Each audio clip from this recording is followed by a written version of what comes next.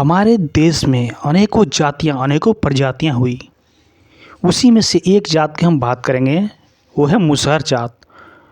हर जात की हर जो है कि लोगों की हमारे देश की सेवा के प्रति बहुत ही सराहनीय है। उसी सराहनीय में हमारा जो एक जो मुसहर जात है उनका भी बहुत बड़ा योगदान है। तो दोस्तों आज हम बात करेंगे मुसहर जात के विषय में। मुसहर अथवा मुसहर जात उत्तरी भारत के निचले गंगा मैदान के तराई इलाकों में निवास करने वाली एक जात है। ये दलित समुदाय में आते हैं। नाम शाब्दिक अर्थ है चूहा खाने वाला। यह लेख आधार है। मुसहर मुस मन होता है चूहा, आहर मन होता है आहार। मुसहर मजबूत शारीरिक बनावट के होते हैं। स्वभाव में यह ईमानदार, मेहनती, निष्कपट और सहनशील होते हैं। बिहार के मुसहर कार्यकर्ता अमर कुमार मांझी का दावा है कि मुसहर चूहा पकड़ते हैं, यह सभी जानते हैं। दक्षिणी बिहार से उत्तरी बिहार की ओर पलायन करने वाले मुसहरों का इतिहास रहा कि वह गंगा में घड़ियाल पकड़ने का काम करते थे। मुसहर समाज के लोगों को शिकायत है कि सामंतवादी घृणा और जातीय बेवनस्ता के कारण चूहा पकड़ने वाला बात सबको समझ में आती है, लेकिन यह कोई नहीं जानता कि मुसहर इतनी बहादुर जात रही जो गंगा नदी में घड़ियाल भी पकड़ लाते थे। इस देश में सबसे पहले जंगलों के काटकर कृषि कार्य आरंभ करने वाला समाज है। मुसहर गंगा के पूर्वी मैदान तराई में पाए जाते हैं। एक दलित समुदाय के जात हैं। इन्हें मुसहर बनवासी या भूइयाँ माझी या रजवार के नाम से भी जाना जाता है। भूमि खोदने के कारण इन्हें भूइयाँ कहा जाता है। झारखंड छोटा नागपुर में इन्हें भूइयाँ कहा जाता है। उत्तर बिहार में इन्हें मुसहर के नाम से जाना जाता है। पुराने समय में स्थिति बंधुआ मजदूर जैसी थी।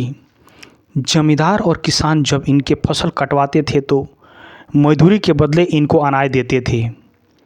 इसी से इनका गुजर बसर चलता था।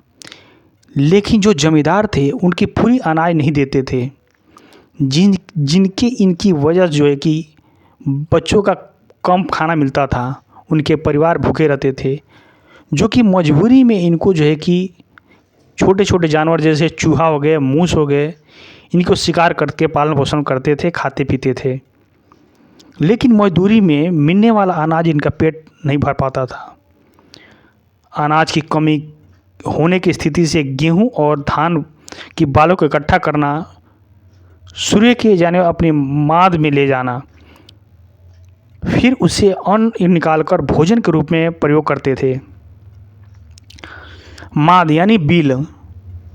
गेहूं और धान के बाल निकालने के दौरान इन्हें वहाँ चूहा मिला। साग सब्जी के अभाव में चूहों को सब्जी के रूप में खाने लगे। इस तरह से अनाज के अभाव में पेट भरने चूहों का शिकार करने वाला, इसे आहार के रूप में ग्रहण करने वाला मुसहर कहलाए। मुसहर का शाब्दिक अर्थ है चूहे खाने वाला, चूहा पकड़ने वाला। खाने के कारण इनका नाम मुसहर पड़ा। ब्रिटिश नृविज्ञान शास्त्री हर्बर्ट रोपसिले ने बंगाल प्रेसिडेंटी की जातियों और जनजातियों का व्यापक अध्ययन किया। रिस्ले ने अपने 1881 सर्वेक्षण के अनुसार लगाया कि मुसहर छोटा नागपुर पठान के शिकारी संग्रहकर्ता भूइयाँ एक शाखा थे। यह 1881 के सर्वेक्षण से लगभग 6-7 पीढ़ियाँ यानी वर्तमान से लगभग 300-350 से पहले गंगा मैदानों में चले गए थे। आधुनिक वंशिक अध्ययनों से इस सिद्धांत को आमतौर से सही पाया गया। डीएनए गुणसूत्रों के आधार पर मुसहर समुदाय को मुंडा समुदाय जैसे संथाल और होस के करीब पाया गया। मातृ और पितृ वंश दोनों में समान हैप्लोग्रुप आवृत्ति से पता चलता है कि इनके पूर्वज एक ही थे। हैप्लोग्रुप का वंश समूह जीन के ऐसे समूह होते हैं जिससे यह पता चलता है कि उस दिन समूह को धारण करने वाले सभी प्राणियों के पूर्वज थे। मुसहर इस बात का दावा करते हैं कि कभी अपनी भाषी जो स्थानांतरण के कारण विलुप्त हो गए। एक स्थानीय किंवदंती के अनुसार भगवान ब्रह्मा ने मनुष्य को बनाया और उसे सवारी करने के लिए घोड़ा दिया। पहले मुसहर ने घोड़े के पेट में छेद बना दिया ताकि सवारी करते के दौरान वह उनसे अपने पैरों के अच्छी तरह से रख सकें। इससे ब्रह्मा जी क्रोधित हो गए और मुसहर के वंशजों को चूहे पकड़ने का श्राप दे दिया। जैसा कि हम जानते हैं कि भोजन और रोजगार की तलाश में इस समुदाय को लोगों को पलायन करने आ रहे थे। इस क्रम में कुछ लोग गांव में रह रहे थे तो कुछ लोग जंगलों के रोक कर लिए। जब इन्होंने जंगलों को कटाई करके खेती आरंभ किया तो सामंती मानसिकता के लोगों को कहने लगे कि देखो यह भूइयाँ जैसे कर रहे हैं। बता दें कि सितुआ को स्थानीय भाषा में भूइयाँ कहते हैं। यह नदी और तालाब में पाए जाते हैं। जब यह ज़मीन पर चलते हैं तो हल जैसी आकृति पैदा करते हैं। इस तरह से कालांतर में भूइयाँ के नाम से जाने जाते हैं।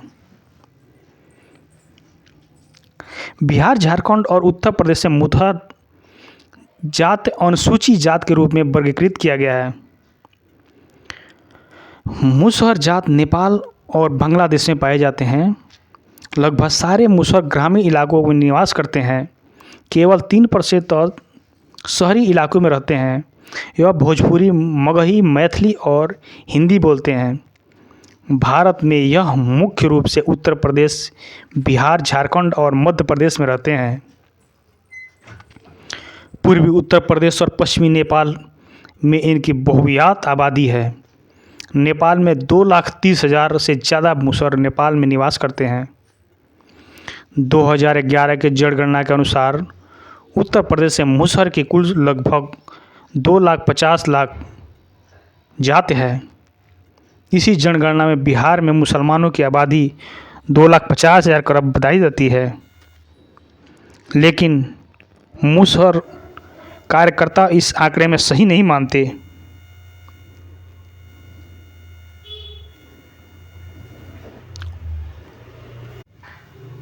आज़ादी के अमृत महोत्सव के समय मुसहर एक दंत कथा बने हुए हैं।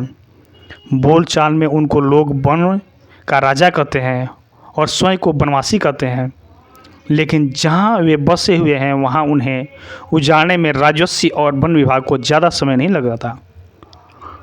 पिछले ही साल वाराणसी के करसड़ा गांव में सबसे पहले नोटिस दिया कि उनकी बस्ती पर बुलडोजर चला और बाद में उन्हें नाम दर्ज करके बंजर को खाते से दर्ज कर लिया गया। आज तक उस जमीन पर अटल आवासीय विद्यालय बन रहा है और उजड़े मुसलमानों को सहदो महदो पुल के नीचे बसने के मजबूर कर दिया गया है, जिसके ठीक ऊपर 44,000 वोल्ट की हाई टेंशन गुजर रहा है।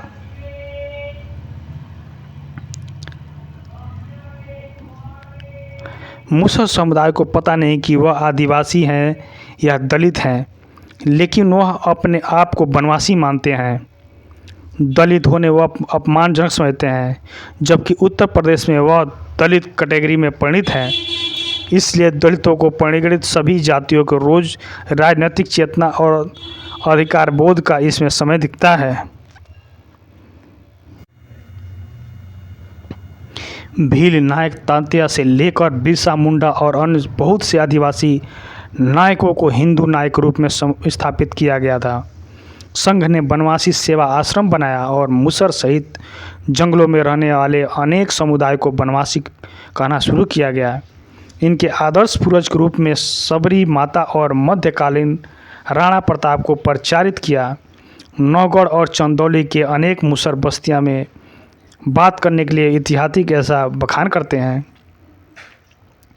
अपने को बनवासी मानकर मुसहर कभी मशक्क़त के साथ जीवन निर्वाह करके स्थिति में पड़े हुए हैं। उनमें किसी भी तरह से हालात को बदलने की प्रेरणा नहीं दिखती। बनवासी कहकर मुसहर उन पर संवैधानिक अधिकारों को दूर किया जाता है। उनका समाज शिक्षा और दृष्टि से बहुत ही पीछे है, लेकिन उन्हें आर्थिक रूप से सुदृढ़ बनाने के लिए नए कामों को दिया जाता है। और आज के डेट में, आज के समय में मुसहर जो है कि शिक्षित भी हो रहे हैं और कुछ सरकारी काम कर्मचारी भी हो रहे हैं और कुछ पढ़ाई के मामलों में भी कोई टीचर भी हो रहे हैं, अध्यापक भी हो रहे हैं। तो हमें अपने आने वाले समय में मुसहरों को साथ देना चाहिए और उनको एक साथ लेकर चलना चाहिए, जिससे कि हमारे देश प्रगति की ओर चले।